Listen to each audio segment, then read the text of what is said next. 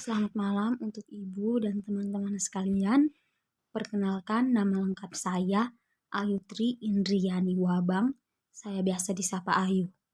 Saya berasal dari program studi Biologi Fakultas Sains dan Teknik Universitas Nusa Cendana Kupang. Pada video kali ini, saya akan menjelaskan bagaimana keterkaitan gambar yang akan saya tampilkan sebentar dengan dinamika populasi. Sebelum itu, saya akan menjelaskan secara singkat apa itu dinamika populasi. Dinamika populasi adalah perubahan jumlah populasi di suatu daerah. Jadi, perubahan populasi itu tidak harus berkurang, tetapi juga bisa bertambah atau meningkat tergantung faktor yang menyebabkannya atau mempengaruhinya. Dinamika populasi sendiri dipengaruhi oleh dua faktor, yaitu faktor abiotik dan faktor biotik. Yang pertama, faktor abiotik. Faktor abiotik yang pertama itu seperti perubahan iklim, ketersediaan sumber daya alam atau unsur hara, dan bencana alam.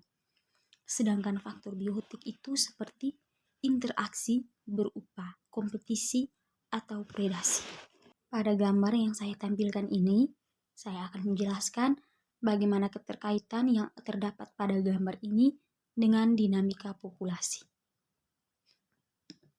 Dari gambar ini kita tahu bahwa beruang yang seharusnya tinggal di kutub utara, tetapi tiba-tiba ada di suatu daerah atau kawasan seperti pedesaan. Kita tahu sendiri bahwa perubahan iklim merupakan salah satu faktor yang mempengaruhi terjadinya dinamika populasi. Perubahan iklim ini dapat menyebabkan terjadinya global warming. Global warming sendiri adalah suatu proses meningkatnya suhu rata-rata atmosfer, laut, dan daratan bumi. Hal ini bisa mempengaruhi populasi. Contohnya pada gambar ini, pada gambar beruang,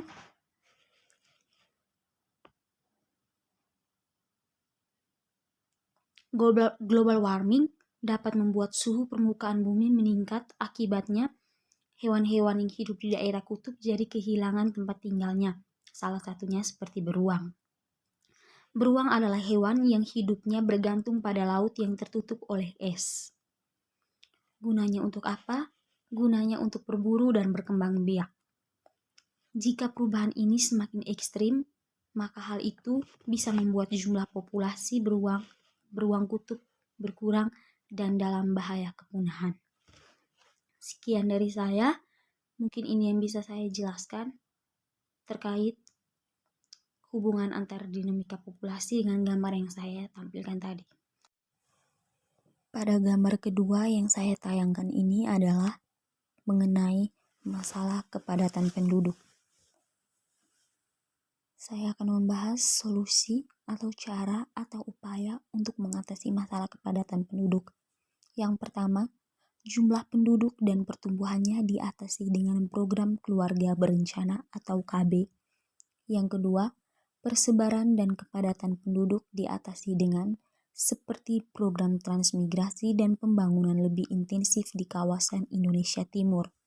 Yang ketiga, tingkat kesehatan yang rendah diatasi dengan seperti pembangunan fasilitas seperti pusat kesehatan masyarakat atau puskesmas dan rumah sakit umum atau RSUD dan pelayanan kesehatan gratis bagi penduduk miskin. Yang berikutnya, tingkat pendidikan yang rendah diatasi dengan seperti penyediaan fasilitas pendidikan yang lebih lengkap dan merata di semua daerah di Indonesia. Penciptaan kurikulum pendidikan yang sesuai dengan kebutuhan pasar tenaga kerja. Peningkatan kualitas tenaga pengajar, guru dan dosen di lembaga pendidikan milik pemerintah. Penyediaan program pelatihan bagi para pengajar dan pencari kerja dan mempelopori riset dan penemuan baru dalam bidang iptek di lembaga-lembaga pemerintah. Yang berikutnya, tingkat pendapatan yang rendah diatasi dengan seperti penciptaan perangkat hukum yang menjamin tumbuh dan berkembangnya usaha atau investasi baik PMDN ataupun PMA. Optimalisasi peranan BUMN dalam kegiatan perekonomian sehingga dapat lebih banyak menyerap tenaga kerja, penyederhanaan birokrasi dalam perizinan usaha. Sekian dari saya, itu adalah solusi untuk mengatasi masalah kepadatan penduduk. Terima kasih.